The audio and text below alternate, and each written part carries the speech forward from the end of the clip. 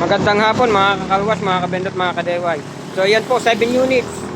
7 units of 4-in-1. So sunod-sunod po, update ko po ito doon sa mga umorder sa akin. May natitira pa si Mr. Discutido, 2 peraso na 4-in-1. Ang sumunod po ay si Ma'am Iya Cordes ng Santa Ana, San Pablo City, o San Isidro. Ang sumunod po sa kanya ay si Mr. Neil Artesa ng Romblon. Ang sumunod po sa kanya ay si Sir Onen Cardenas ng Nasugbu, Batangas. Ang sumunod po ay si Sir Allen Felismino ng San Cristobal, San Pablo City. Then, ang pinaka-latest, kahapon lang siya nag-down payment, Sir Justin B. Balmores. Yan. Shout out po sa inyong lahat. So, inuuna ko na po ang casing. Kasi may isa po tayong pyesa na hindi talaga ako marilisan kasi sa sobra po ng dami ng kailangan ko. Yun po ay yung part ng hose rail po.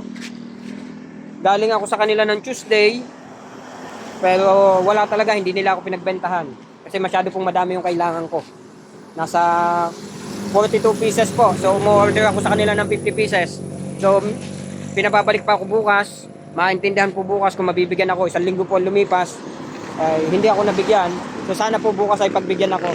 Kasi nakikiusap lang po tayo na bigyan ng pyesa. Kasi nga po, sa dami po ng order ko, naintindihan ko naman po kasi parts po yun ng, yan po, ng roll up. Parts po ng roll up yun eh. So ginagamit nila yun. Pag may mga umu-order sa kanila, nakapackage yun sa pang roll up. So nawawalan yung ibang, sa dami po nung ino-order ko sa kanila, ay nawawalan po yung iba.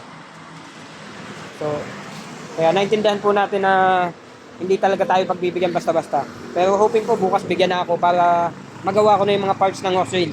Yan naman po mga piyesa niyan ay naka-ready na.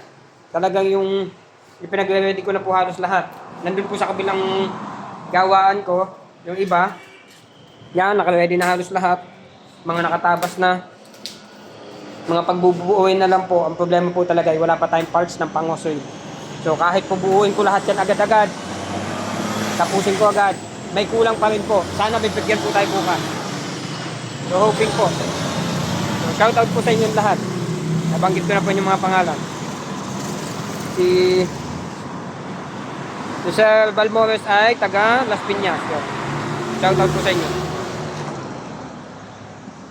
So yun lamang mga kalwas, mga kabendot, mga ka-DIY. Salamat po. Please like, subscribe, and click the bell. Thank you.